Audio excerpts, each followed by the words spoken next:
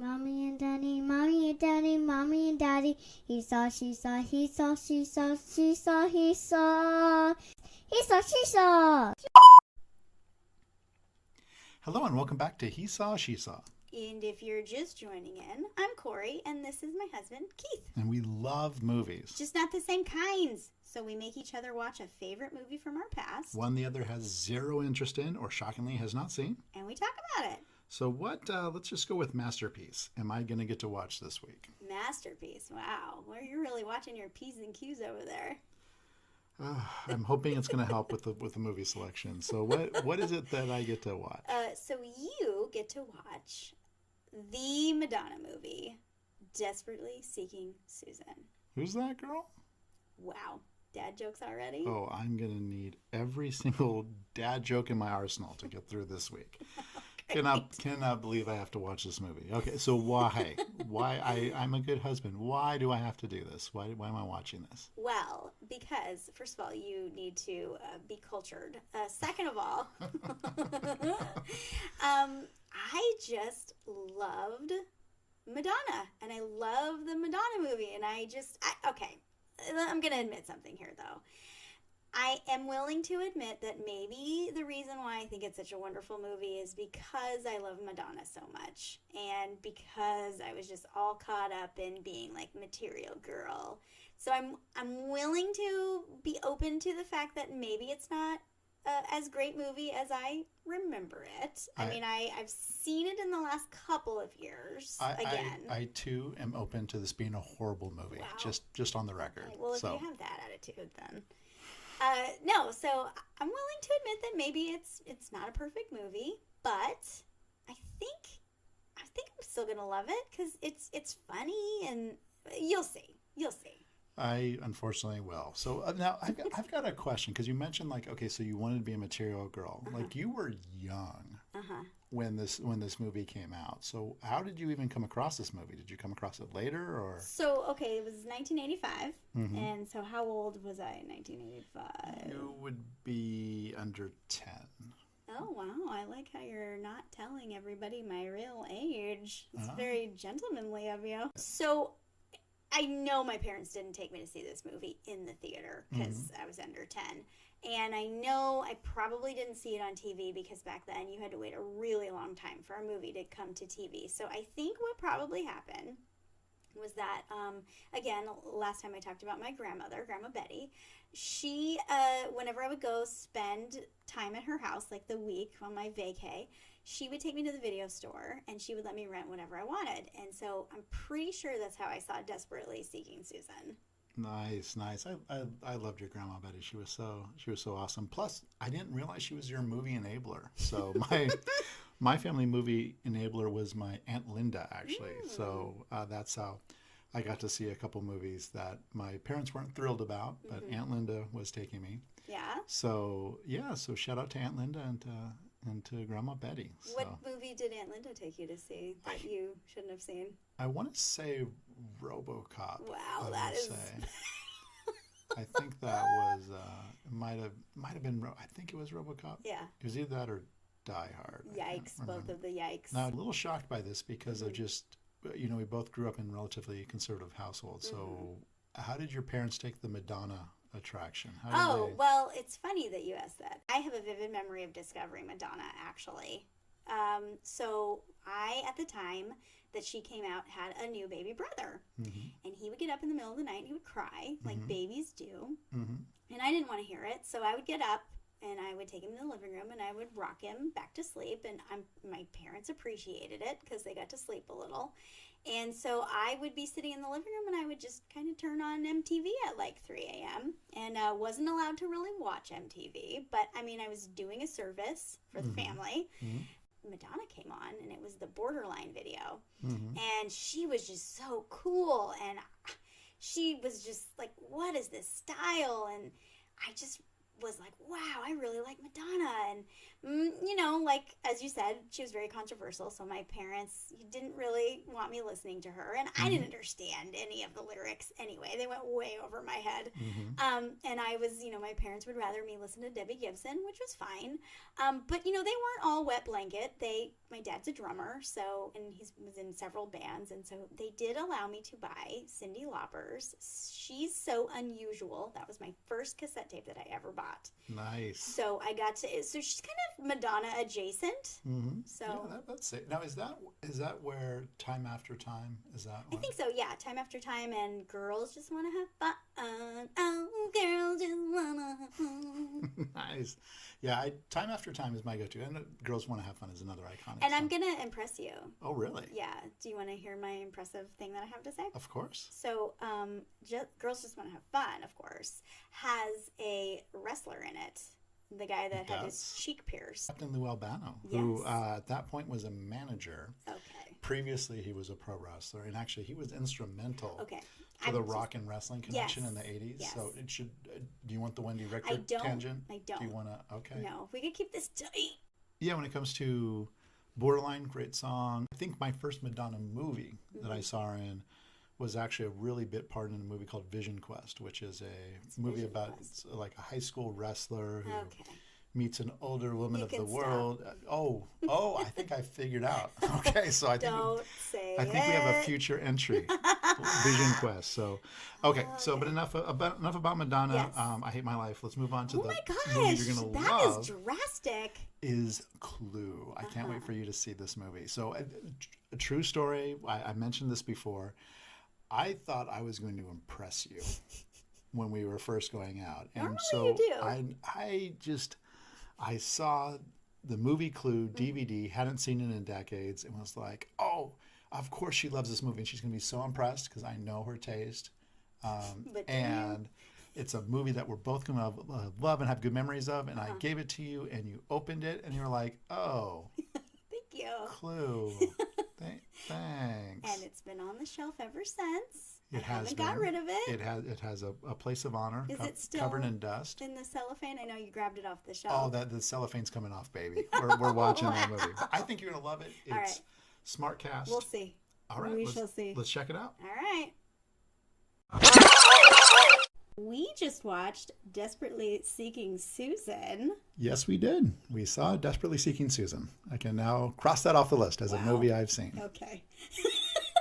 There were some good parts. I mean, I went in so double thumbs down. Like, that is a movie I would never watch. You didn't even know anything about it. Which, if you know me, is incredibly odd. Like, I had no idea Rosanna Arquette was in this movie. Like, I had no idea. I knew not. I was Stephen Wright. Oh my gosh. Which was so hard for me to keep from you. Thank you that was a great surprise. I love that. I'm not going to say anything. What did you think about it? Did you, because you haven't seen it in a long time, right? So how did it hold up? It's been a couple of years. I watched it a couple of years ago. Okay. You know, I still love it. Nice. There were a lot of things that I was watching and realizing, gosh, when I was younger, I had no idea what they were talking about. So there was, a lot of stuff that went over my head. It was funny because when I was younger, I was thinking about this. I thought that if it was in a movie, then that the logic was completely perfect because they wouldn't make a movie that didn't have perfect logic, and it must be my problem that I don't get certain things. Oh, and I was thinking about that today because I remember a couple of movies I'd be like, wow, that doesn't make any sense. But, I mean, they wouldn't make a movie if it didn't make sense. So it must be my problem. It's the patriarchy, I'm a little man. kid. Yeah. I don't know. So it was just funny that I realized that because, there are some things that, the story, they speak to each other in personal ads. Mm-hmm. There's a big flaw there because, if you're going to only speak to someone in personal ads, like that's leaving a lot up to chance and the universe. And so there are some flaws in the logic that you just kind of have to go with, and that's fine. Mm-hmm. But it was fun. And again, when I watch movies and I've seen them a bunch of times, like there are things that I always remember, like little things, like her walking down the street eating Cheetos and she's got gloves on, or the fact that she went, out in public and she had garter belts and thigh highs and Men's boxers. Her interpretation of clothing, the whole movie was kind of like, what? Or the scene where she's like blow drying her armpits, at the bus station. Yeah. So just like things like that, or the fact that like I remember being younger and not understanding why she had silverware in her suitcase, but it's silver, so she stole it. So she can valuable. hawk it. Yeah. So there was a lot of things I didn't understand, but things that I wait for those parts of the movie, Mm-hmm. So it was fun for me. I think it really helped her that she was, this up and coming sensation, and it was the Madonna movie. Like that's why we all went and saw it. Okay, so so it held up. Just to kind of back up. So if you're like me and have never seen Desperately Seeking Susan, it centers around a woman named Roberta, played by Rosanna Arquette, who's a desperate housewife. She has married a dud of a guy. Her life is just boring, and he sells hot dogs. Yeah, and you know he's a sleazeball from the beginning. It's not one of these suffering husbands. Yeah. So if you had like put in a sentence that it's about Roberta, a desperate housewife who gets a second chance of life by being mistaken for a bohemian named Susan. And so that's kind of like if you did it like in a sentence. That's the movie about. That's a very broad sentence, but yes. Well, yes, because it's a log line. So that's okay. So that's basically if I had to write a log line for it, that's how I would do it. So it starts with Rosanna Arquette, who we see very quickly as a romantic, and just life is just kind of black and white for her. And one thing that makes her feel alive is these personal sections. It's kind of like missed connections on Craigslist. There's these ads she's been following that always start with Desperately Seeking Susan. So she always just wishes that she would be able to have a life like that. Sees an ad and it's in her city. So she's going to get a chance to see Susan. Cut to Susan. Now Susan is played by Madonna. And she is this kind of artful dodger, bohemian, does whatever she wants type of, she's... Trouble follows her wherever she goes. Yeah, and she kind of does whatever she wants, whoever she wants, whenever she wants. And everyone in the movie is totally cool with that. So even her boyfriend. Even her boyfriend. So what ends up happening is we cut to this bedroom where obviously sheets are thrown off. There's a guy who's asleep. Yeah. And so she's just rifling through his stuff. And she's taking the silverware, and she comes across these these earrings, which are kind of gaudy, but she's just taking anything worth of value. They're Egyptian artifact earrings, Keith. And I'm not an Egyptologist, so I don't know how I don't know how valid that interpretation, how authentic those would be. But anyway, so she takes the stuff and she's taken off because she was fun. It was fun, but she's done. She got her personal ad. She got a personal ad. It's like, oh, okay, Jimmy's back in town. So she leaves the guy. Now, as she's leaving the guy with all this stuff, she accidentally drops her suitcase for a second, and this super creepy guy, Will Patton, who, if you don't know who he is, he's normally usually this big, stocky, weird guy. He's got shocked peroxide blonde hair and a bald spot. But anyway, so he's walking the other direction and sees her distinctive jacket. Doesn't really see her face, but sees this distinctive jacket with a pyramid on the back of it. And as soon as I saw him, do you remember what I said? Well, I just laughed because you're like, oh, he's going to kill that guy in the hotel room. Oh, yeah. And I was like, how did you know that? Oh, yeah. So it was so clear to me. I'm not dumb. So she goes. So you were young when you saw the movies. Susan goes to meet Jimmy. They meet in the park, and they're this classic kind of like, not quite, I don't know who the analogous, it's not Bonnie and Clyde. They don't do real crime together, but they're both kind of wild. And she sees that, oh my gosh, this guy I was just with, he got thrown out of a window last night. Oops. And funny me. Oh, funny me. This just happens around me. And at the time, Miss Roberta has shown up and is watching from afar. Meet. Yeah. So what happens is so the musician Jimmy only sees her for a second, tries to get her to go on the road, and she's like, I'll pass for a second. Let me know when you're back in town. It's boring. You're working. So he takes off, and Madonna goes around just to do whatever Madonna, the carefree bohemian, does, and Roberta goes total Fatal Attraction, and is You kept asking me, oh, is this going to be single white female? Is this Fatal Attraction? What is this? Oh, and yeah. I was like, I can't tell I you. was like, Madonna's going to make her immediately. I don't know where this is going to go. So anyway, in the midst of this, she goes to a Consignment shop. consignment. There That's we go. what it is. Consignment. So Words. So she sees boots that she loves, super gaudy. Sparkly. So she just almost accidentally steals them because she's just been stealing stuff the whole time. And the guy stops her, but she's like, "Hey, why don't we trade for this jacket? It was worn by Jimi Hendrix." And so the guy decides to go for it. So as soon as And Miss Roberta is in the clothes racks. yeah, just watching. embarrassingly so easy to spot. And so Madonna's got her boots, and so she's fine. So she takes off. And Roberta, of course, being single white female, buys the jacket. She finds a locker key for where, clearly where... Because Susan didn't take any of her personal items with her when she surrendered the jacket. She just left everything in the pocket. Because she's bohemian. That's just what she does. Like, I don't need pockets. Who needs that? Who needs things? So she sees the key and she's like, oh, Susan probably needs this. So she puts her own ad saying, desperately seeking Susan, about a key, a stranger, something like that. So Madonna is excited because she needs that key to get her stuff. Yeah, all of her stuff is... And so it's at the same park that it was before, but guess who else is looking at the personals? Is the creepy dude. Okay? And so the creepy dude's going to show up. The other person who happens to see this... Scene.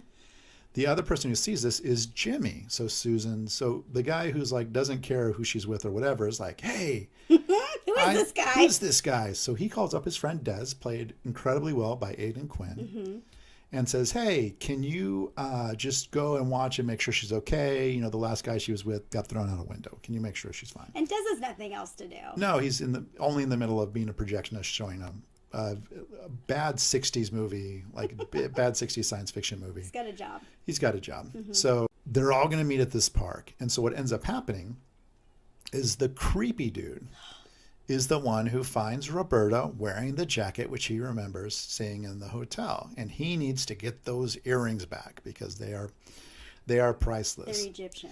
In the artifacts. midst of him basically trying to semi-abduct her. Oh, he is just so creepy. He asks her, do you want some candy? Ugh! Yeah. In the midst of that, she kind of pulls away, and as she pulls away, they end up kind of scuffling a little bit, and she backs up into a lamppost. And the director makes very sure that we see It is in her slow purse motion. slowly moving down and falling off the pier into the ocean. So, of course, what has happened is Roberta has lost her memory. Aidan shows up to help her because he knew about the jacket, so he thinks that she is Susan. And Everybody knows about this jacket. everyone knows about the jacket. And that kind of starts Roberta's adventure of trying to figure out who she is and is she Susan or is she not. And there's a whole lot of other stuff that happens. But this movie is incredibly complex. It's so complex. This is in some ways... It's similar to Clue in some ways, in that there's just so many moving parts. And it is, looking back, like leaps of logic are needed. Yeah. But it's actually, I think, is a pretty decent script for all the moving parts of what they're Yeah. trying to do. Yeah. So was that a good setup to kind of like that point of the movie? Yeah, that was great. That's basically, that's what happened. And you have to explain it like that because it's so complicated. Yeah, that's where the log line is just like, that movie could be about anything. 'Cause it's like, there's so much going, and because there's so much that happens afterwards. So were there things that you liked about the movie? Yeah, there were things I liked. One of the things that I was not expecting, which I really liked about it, is that it was a kind of a love letter to a New York City I've never been to. I've heard about and I've read about New York City in the 80s and like in the 70s and late 80s. 70s, mid 80s, and it reminds like a me trash of dump. yeah. What I've read about Madonna's story is kind of like that's kind of her experience, from what I understand, like the one or two articles I've read.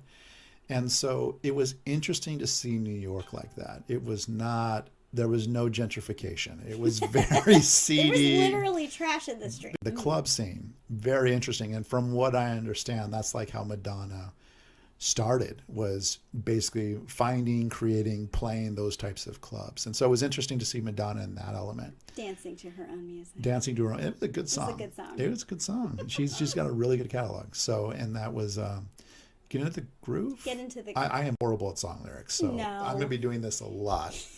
So yeah, so Get In the Groove, great song. And Don't ever try to shop for wedding songs with Keith.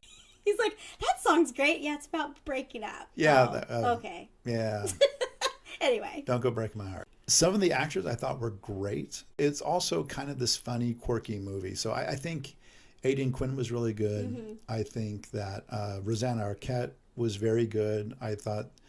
I was surprised how little Madonna was in the movie, actually, because I thought it was Madonna's movie. Yeah. And I just say, when I was younger, I was super disappointed that Madonna was not the main character. As you mentioned, the ensemble cast was really fun to see a lot of those people. Like, I thought Stephen Wright was, that was so awesome. I love Stephen Wright. I wish there was more Stephen Wright in there, but then again, it was a perfect amount because he was just... I mean, he had some gems. Yeah. There's this whole... Again, not enough time to go through everything. There's a whole Magic Club angle.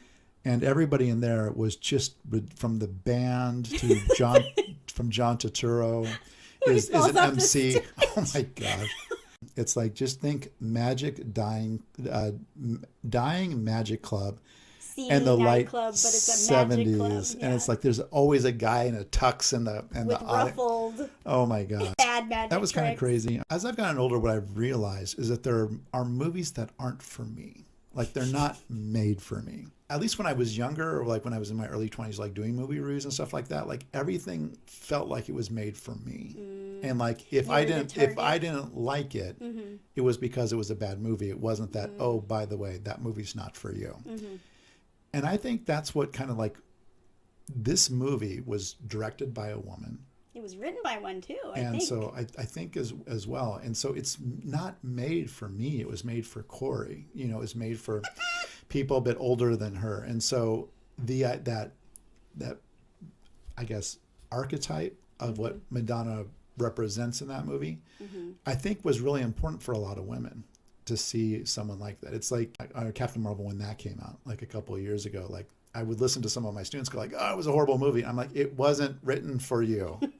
It's a good movie. If you can take yourself out of a male dominated mindset, it's like, it's a good movie, and it's a decent movie for guys to watch of any stripe. But for some women watching that movie, like, they got things, and I see some of it. I think when it came to the things I didn't necessarily like, is I understand the archetype. I understand it's important. However, I personally didn't like Madonna in that role, and that might have just been my personal taste. But I didn't quite buy her in the character, and that's totally my fault, because from what I understand, that was her. I mean, that it was just her with the volume turned up in a lot of ways. Actually, when I was doing just a little bit of research, number one, I was shocked that it wasn't written for her. That originally they wanted Goldie Hawn.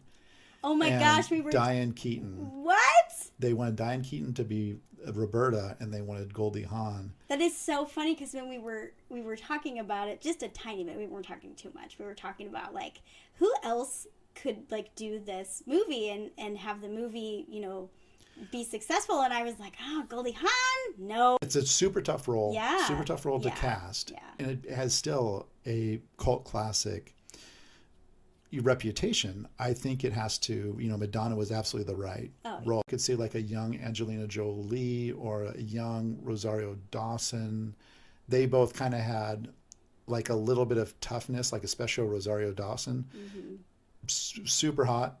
And like, whoa, but you don't want to, but you want to cross her. So should I step out of the room? No. She's, you know. So the other person who I was thinking about, like, just Camila Cabello. Oh, Camila Cabello. Cabello, yeah, sorry, Cabello. How dare you? I know. My great and humble apologies. Like, I could see her doing it, but again, it's not a movie made for me. And I think at the time, when you look at who was available, Madonna was it. Madonna was it. I mean, she was the right choice for it. And it totally helped. It was one of those interesting times where I think the movie totally helped Madonna. And I think Madonna totally helped this movie. Because again, I don't know anybody else. I don't think it would have been the cultural sensation it was. I can't see anybody else beside Madonna being Susan. I totally understand why you loved it. I can understand why it's so formative for a lot of women. And so I start double thumbs down. Double thumbs down. And so Where are your thumbs down? probably I would put one definitely in the middle. Would put one definitely in the middle, and then I've got the other one kind of like, yeah, it's trying to get to the middle, but it's kind of toggling between middle and thumbs down. Like again, it's not a movie that was written with me in mind, which is totally fine. So, but yeah, those are my thoughts on Desperately Seeking Susan. Before we get started, Clue by definition is a mystery, Cory. So let's. Is that what I was watching? That is a bad sign that you don't realize that's what we just watched. But how much do you feel like spoiling for our wonderful audience? I mean, I don't want to spoil it, but I'm gonna take some liberties. I can't promise you that I'm not gonna spoil it for you. So if you haven't seen it and you really do want to see it, I suggest that you stop, go watch it, and then come back, because I don't know. I am a loose cannon, so I might just spill it all. I'm gonna spill the tea. That's fair. You have been warned. So yes. So Keith, the first part of this is to talk about, did this movie hold up for you? I think in general it did. The thing is that normally we try to pick movies where we're like double thumbs up and the other person is double thumbs down. In all honesty, I have to say it was still really good. I still really liked it, but it's not that double thumbs up for me anymore. So it's kind of like one thumb up, definitely, and then one thumb kind of like in the middle of up and to the middle. So it's like kind of like idling. It was made in the 80s, and there was a different style of filmmaking. So a bit slow in the beginning, takes a while to get going. I can see why modern audiences might not like it. So I can understand totally fully why you like this movie, because you grew up in a house where your mom has all of the Agatha Christie's. She does. Still on the shelf. Oh yeah. Like her bookshelf has. I didn't know you could do double rows. Oh no. Oh no, that's just the Agatha. We have a Dick Francis section. Yes, we have a Sherlock Holmes section. Right.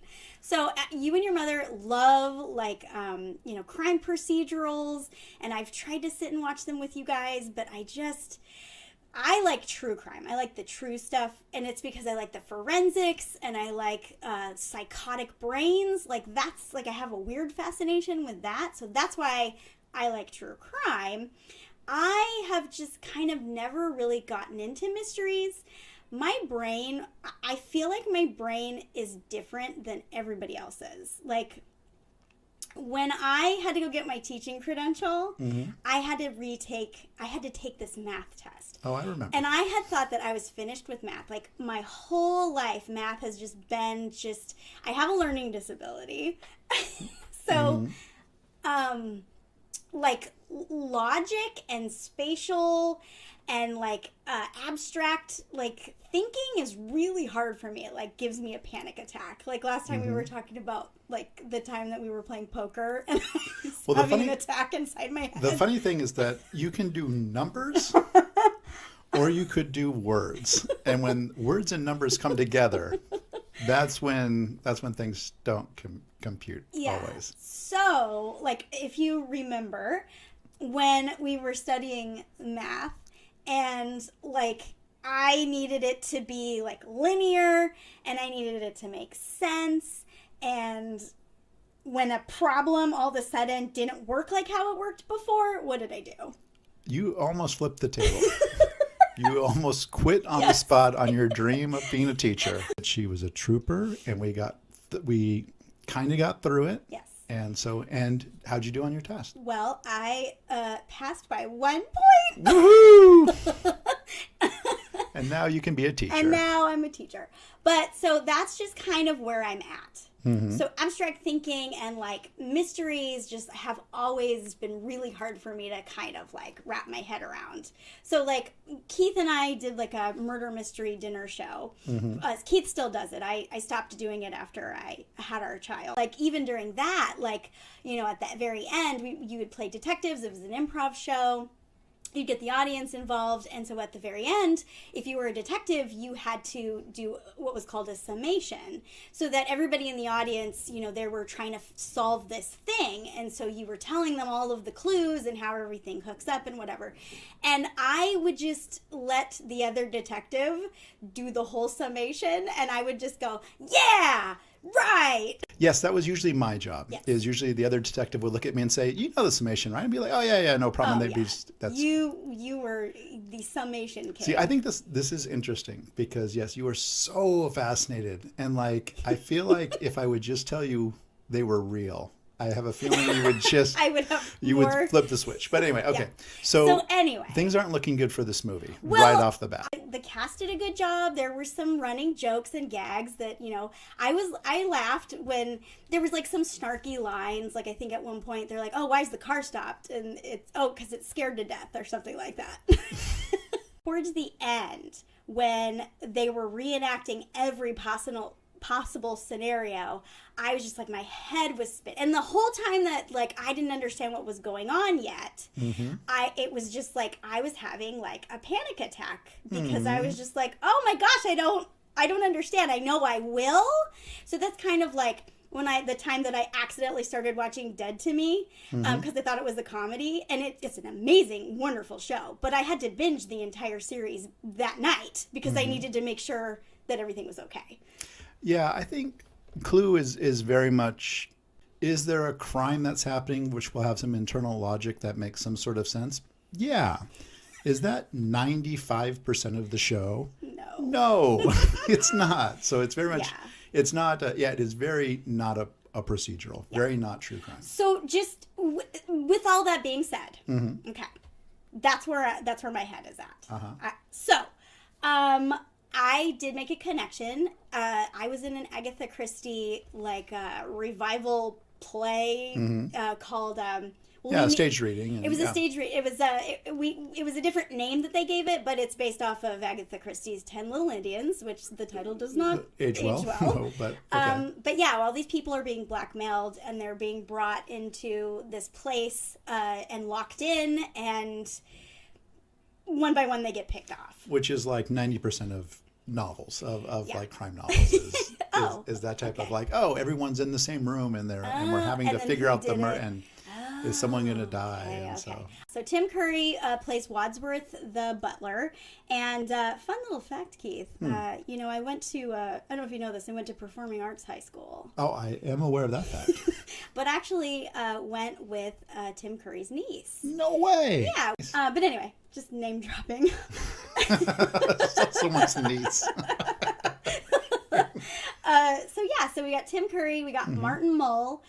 Funny thing, so Martin Mull, Michael McKean, and Howard Hessman are in this. And the funny thing about those three guys is, to me, they are very analogous of each other. Yeah. And I'm always like, wait, which one is it? It's kind of like the Dermot Mulroney, Dylan McDermott. Wait, which one is it? Then Mrs. Peacock is played by Eileen Brennan, who is the captain in Private Benjamin, which I remembered. I loved that movie, and then it got turned into a TV series. So that's a movie we need to revisit. Oh my gosh. I was really surprised that Christopher Lloyd was in it. Yes. And then I was disappointed that he was a creep. Total creep.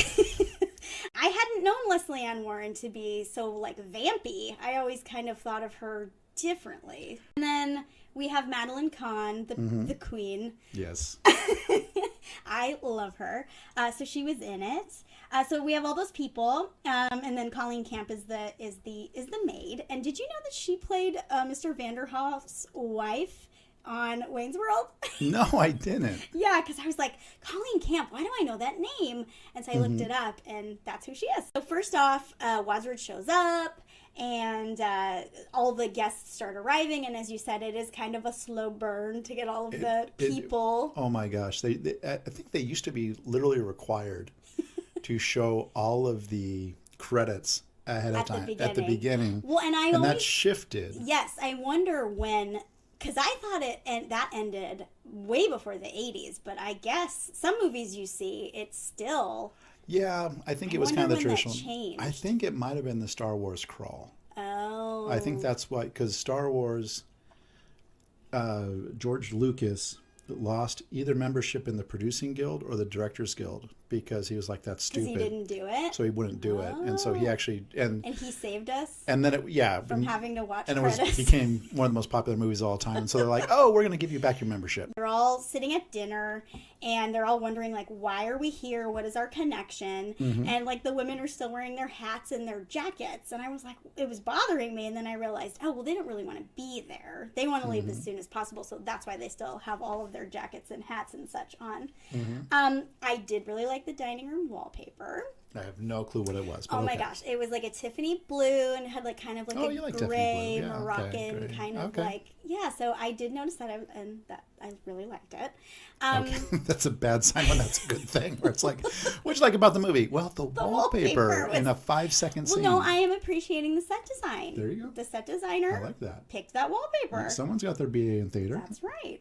However, the costumes, lots of cleavage that we had to like I just was watching it and going, gosh, that must be so uncomfortable to try to keep your girls, you know, while you're running around through secret passages and stuff. I was just like, oh gosh. I would imagine there was a lot of tape on set. I would imagine there was which is true. And that's part of the running. It's the 80s. So it's Yeah, the that's 80s true. spoofing the 50s. So Yeah. there is going to be some. There was a lot of bouncing girls. We would have been safe in any fine. swimming pool. So, yes. Which was fine, but I was just like, God, get that girl a t-shirt so she can relax. Anyway, so they all, you know, they're there. And so Michael McKean, I just have to say this right now, by far he was my favorite thing about this movie. I thought he was excellent. He was. On second viewing, you know, since I haven't seen it since like I was less than 10. I mean, I really appreciated him more than I ever have before. Case in point, this is actually my first time that Tim Curry. This was the first film I actually saw where I like recognized Tim Curry. I'm like, oh, who's that guy? That guy's really good. Well, and my first time, I don't know when Annie was made with I'm sure that was Carol before Burnett, that. Yeah. but that's where I know Tim Curry make from, was Yeah. Annie. I loved him as Rooster and Annie. So that's, and of course I didn't know about Rocky Horror Picture until I was in high school. No, we were sheltered. We were sheltered. And my friend showed it to me. But that's another middle school story. for me. Yeah, that's Oh another wow, story. middle school. Oh, let's do the time warp. So It's just a step to the right. So anyway, yeah, he was hilarious. So the first thing that I think made me laugh out loud was the cook decides to just whack this gong as hard as she possibly can and scares the crap out of Michael McKean, and his drink goes flying out of his hands and I think hits Mrs. Peacock in the face. probably. He was like spooked, and it was funny. As soon as that happened in the scene, I'm like, I am very surprised Cory doesn't own a gong. Like for that specific reason, I could totally see you doing that. No, because not where we live now. But No, I can if see. we had a gong, our child would be smacking it all she'd day. She'd be a gonger. Ugh. Yeah, Can't handle. She already makes enough noise with nothing like that. So she's wonderful though. she is, but she's very noisy. Rambunctious. Yes. So they're all at the table. They barely ate, which I guess makes sense because this for the purpose of what this is. Yeah, it's not. So then they, of course, retire to the study to smoke and drink, and they find out that they're all have been blackmailed, and Wadsworth is working for someone who's blackmailing them, and He used to work with the used black to man. work. Yeah. So this is where I was like, so then this guy comes in named Mr. Body, and I don't know the actor, but he was new at acting. It was when we reviewed Mannequin, there was this thing where the Clue is also very much an over-the-top kind of like farcical type movie, and Very noisy. one of the keys to that, you know, in Dinner Detective is you're in a farcical comedy, you cannot act like you are because it's too much to be on top of each other. But however, no one told that to his eyebrows. I was just like, oh, is he sinister? Because his eyebrows are very sinister. You know what? He was just he made a choice. The director didn't the reel wrong one. him in, and Well, so then ensues a tussle, and it was funny because I was, you know, watching the stage combat, and they were just kind of missing each other. Which I guess maybe that was a choice. As funny? as far as stage combat goes, they are very good comedians. Yes. I would put it that way. But I did feel like I was in Stage Combat 101.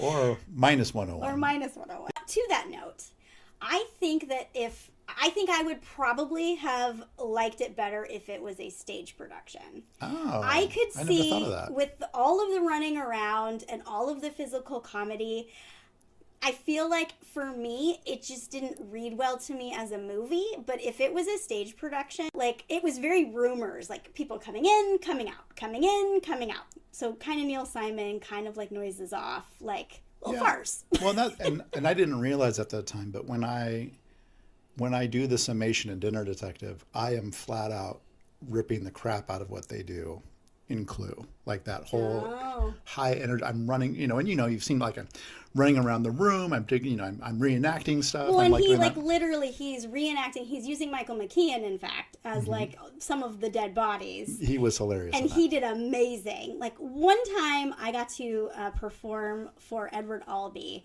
for it was. Oh wait, hold on! You just dropped that right there. I dropped it. Would you like that back, please? Edward Albee. But we did a scene from one of his plays, and I got to play a dead body, and it was the best role I ever had because I just was a dead body and I was just being thrown around, and it was really fun. But Michael McKean did an amazing job as the dead body. I know this movie did something you hate, but yeah, the summation for this movie is like, my goodness, probably like 15 minutes or more. When we first put the movie on, it had the screen that was like, oh, you can either have this ending or you can have like these endings. I was just like, I need to have a concrete ending. Like, I hate when there's a director's cut because I'm just like, no, I want to know what is the ending that you wanted for this movie, and that is what it is. So when there's 3 different choices, it makes my head explode. If you're going to do that, I like the way that Clue did it. Because again, to spoil it all, you go to the DVD menu and you can either go to the left and it will pick one of 3 endings for you. Or you can see it like I did in the theater. The first 2 endings were like, hey, this is how it happened. Or it could have happened like this. And then the final one, they say definitively in the title card, this is what really happened. And that one was the best written. And I'm guessing they did that partially because if you played the board game Clue, which I know you never would, of course there's different, anybody could be the killer. Right. And so that way they were able to. Because it could play out any number of ways if it's a board game. Exactly. Which makes complete sense to me right now that they were tipping their hat to the fact that it's a board game. But I love that they did say a definitive, this is what really happened. And it was the best one. I was too busy like hyperventilating. I think so. You tend to black out in moments like that. And I totally get why you loved it. I think you are a little bit older than I am. Wow. Just throwing that out there. I would like my oatmeal now. The other thing about me is that I have this wild, crazy imagination. It does not take much for me to create scenarios and whatever. So when I was younger, like I wasn't allowed to watch the news. I wasn't allowed to watch Scooby-Doo or like the Smurfs or anything like that. Scooby-Doo? Well, yeah, because I would watch it and I would have nightmares. Oh, all right. Well, do you have a final verdict on Clue? Like, so if you started double thumbs down. I was double thumbs down because it was a mystery. That's true, with multiple endings. With multiple endings. I would say that I'm going to have, it did have some good moments, so I'm going to have a thumb that is in the middle and toggling. I'm going to have a thumb that's in the middle and then a thumb that's down, but that's toggling toward the middle. Oh, wow, okay. So yeah, so that is Clue. We just want to thank you so much for listening. If you would like to see pictures and extras, you can check out our He Saw, She Saw Facebook page. There you go. And you can definitely like us wherever you listen to your podcasts and follow or subscribe. I don't know how whatever that all you works. Crazy kids do with podcasts. I don't know what that means. But if you do one of those things, then it helps us to get out there a little bit more. So right now we're on Spotify, Breaker, Anchor, and I am working on getting us on Apple Podcast. Oh, and I just found out we're on Google Podcast. Nice. So we are reaching the airwaves, baby. We've been Googled. even giggled. Oh no, I don't know if that's a good or a bad thing. But yeah, so visit our Facebook page, and yeah. Oh, what are we going to do next week? The last 2 episodes we've done the same year. Yes. So that was the We've theme. been It's the in same the year. 80s. We've been in the 80s. So we wanted to switch it up. We do something And so different. I was wondering, let's switch genres because that could be another thing. Yeah. But we decided to go We're going to do... musicals. So movie, musical. Now, I am not known to like musicals. At all. So my pick, I'm gonna say it's not like a traditional musical, but it is a movie where they do burst into song as part of the movie. So it's a musical. Okay. But it had Mr. Johnny Depp in it, and so I watched it several times. It's a Cry Baby, directed by John Waters. Okay. Which, when I was younger, I didn't understand. It was a little off and strange and bizarre for me, and I didn't know why. And then was it your first John Waters film? It was my first John Waters film. Okay. And so then when I got older, I realized, oh, okay, John Waters. He's bizarre. So what? Yeah. So is this like Hairspray bizarre, or is this like Pink Flamingos? It's like bizarre? in the middle of Pink Flamingos and Hairspray. Okay. More towards Pink Flamingos. All right. Okay. So I'm gonna watch Cry Baby. And what I decided to go with is so that was like 1990. So I'm gonna fast forward us about a decade into 2001 into a musical that I loved, and I think kind of opened the door to, oh, by the way, you can do musicals now. I think they did such a good job with it, and kind of opened it up. Oh, just as movies in general. As like, this is viable again. Like this is, because there hadn't been a lot before then, and there have been some afterwards. And so that movie is Moulin Rouge. So that movie brings up great memories for me, and I can't wait for you to watch it. So with that, we'll see you guys later. See ya. Peace.